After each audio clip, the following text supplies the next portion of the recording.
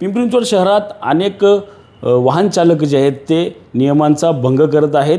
त्यावरच आता पिंपरी चिंचवड शहर वाहतूक पोलिसांनी या नियम मोडणाऱ्यांविरुद्ध जे आहेत आता मोठी कारवाई जी आहे ती या ठिकाणी सुरू केलेली आहे। 3500 पेक्षा अधिक वाहन चालकांचे परवाने जे आहेत ते तात्पुरत्या काळात निलंबित करण्याचा प्रस्ताव जो आहे तो आरटीओकडे पाठवण्यात आला आहे। याच संदर्भात बोलण्यासाठी आपल्यासोबत पोलीस उपायुक्त आहेत।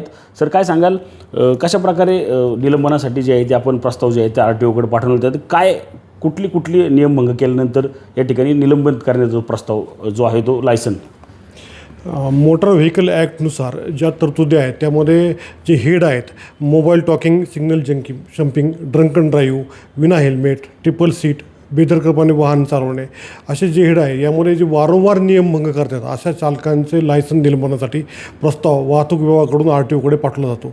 आपण आत्तापर्यंत 3700पेक्षा जास्त प्रस्ताव आरटीओकडे पाठवले आहेत आणि त्यामध्ये 961 वाहन चालकांचं लायसन्स निलंबित झाल्याची माहिती आरटीओ विभागाकडून आपल्याकडे प्राप्त झालेली आहे। यापुढे ही कारवाई सातत्याने सुरूच राहणार आहे। किती दिवस हे निलंबन जे आहे ते असतं? तर जे एका वाहन चालकाचं जर निलंबन करण्यात आलं लायसन तर किती दिवसाचा कालावधी असतो? ते यामध्ये निलंबनाचा कालावधी 3 महिन्यापासून पुढे जास्त असतो।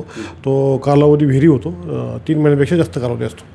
नक्कीच आपण पाहिलं तर 3743 पेक्षा अधिक जे आहेत ते वाहन चालकांचे परवाने जे आहेत ते तात्पुरते निलंबनाची कारवाईसाठी जे आहेत ते आरटीओकडे देण्यात आले आहेत। त्यामध्ये आपण पाहिलं तर 961 जणांचे परवाने जे आहेत ते तात्पुरत्या काळासाठी निलंबित करण्यात आल्याचं देखील या ठिकाणी सांगण्यात आलं आपल्याला एकूणच पाहायला मिळतं। आपण पाहिलं तर अनेक वाहन चालक जे आहेत ते बेधडकपणे वाहन चालवतात, सिग्नल जो आहे तो मोडतात, त्याचप्रमाणे अनेक वाहतुकीचे नियम जे आहेत ते भंग करतात। त्यांच्यासाठी आता ही धोक्याची घंटा जी आहे ती आता वाहतूक पोलिसांकडून या ठिकाणी देण्यात आलेली आपल्याला एकूणच पाहायला मिळत आहे।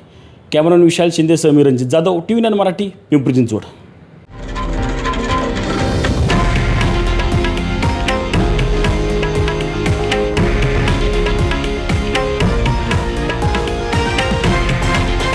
हे आहे देशातील नंबर 1 न्यूज नेटवर्क आणि आपण पाहत आहात TV9 मराठी, एकमेव।